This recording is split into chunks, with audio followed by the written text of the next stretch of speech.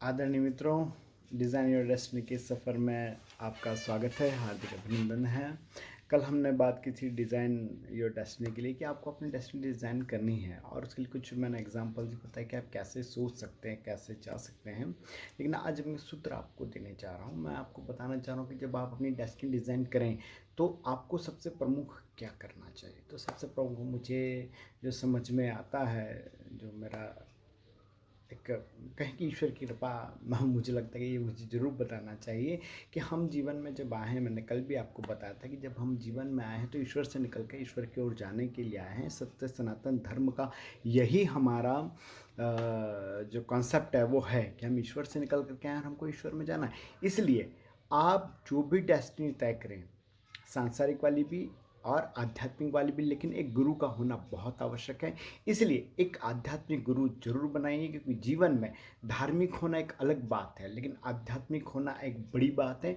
तो जो व्यक्ति उच्च स्तर पर आध्यात्मिक हो, उस आध्यात्मिक व्यक्ति को अपना गुरु अवश्य बनाइए और आध्यात्मिकता का मार्गदर्शन लीजिए। तो आपको बहुत सारी चीज़ें सुनने, समझने में और आगे बढ़ने में काम भी आएगी। अब इस बात पे एक छोटी सी मैं आपको कथा सुनाता हूँ। एक कहानी छोटी सी है, बहुत छोटी सी है।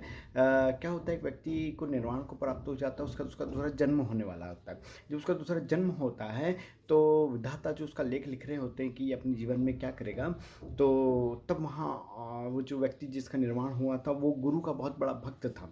तो गुरु भक्ति की वजह से जब उसके विधाता लेख लिख रहे थे तो गुरु वहाँ प्रकट हुए और उन्होंने विधि लिखने वाले विधाता जी को बोला कि इसका भाग्य कुछ अच्छा कर दो, इसके भाग्य में कुछ अच्छा करना।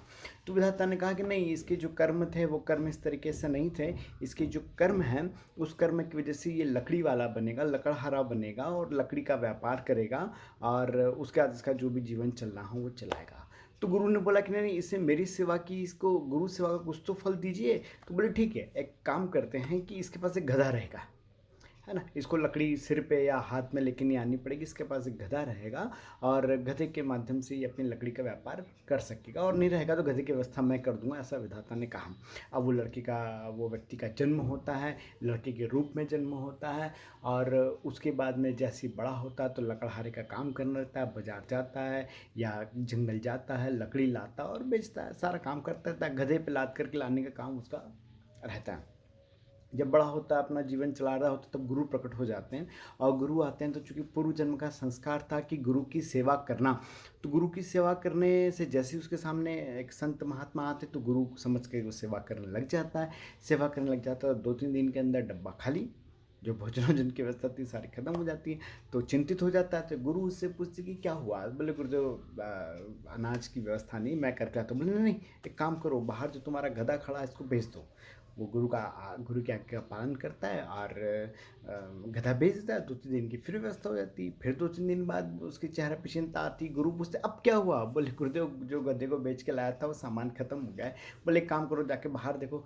बाहर जाके देखता तो एक गधा और खड़ा होता है। तो गुरु बोलते एक काम करो, इस गधे को भी बेच दो। उस गधे को भी वो बेच देता है। ऐसा 2-3-4 बार हो जाता है। जब 5वीं बार भी ऐसा होता है तो गुरु यही बोलते जाके बाहर देखो। बाहर जाके देखता तो एक गधा और खड़ा होता है। गुरु बोलते इस गधे को बेच दो। तो जैसे ही वो बेचने के लिए जाता है, इतनी देर में विधाता गुरुदेव के सामने प्रकट हो जाते हैं और कहते कि हे गुरुदेव, आप जो बोलेंगे इसकी किस्मत में वो सब कर दूंगा, लेकिन ये रोज गधे की व्यवस्था मुझसे मत कराओ। तो कुल मिलाकर कहने का तात्पर्य है कि गुरु की महिमा बहुत बड़ी है, गुरु का प्रताप बहुत बड़ा है। गुरु के चरण अगर आपको मिलते हैं तो उनके प्रताप से जीवन में कुछ वो युक्तियाँ और वो सारी चीज़ें भी आ सकती हैं, आध्यात्मिक रूप से भी, और जीवन में बहुत सारी चीज़ें कि आप अगर आप भौतिक रूप से, सांसारिक रूप से सफल नहीं हैं तो उसको प्राप्त करने के लिए गुरु आपका मार्गदर्शन कर सकते हैं। अननोन प्लेस से भी कर सकते हैं और आपकी अंतर से भी, चेतना के रूप में भी कर सकते हैं। ऐसी बहुत सारी चीज़ें हो सकती हैं। तो एक आध्यात्मिक गुरु जरूर बनाइए।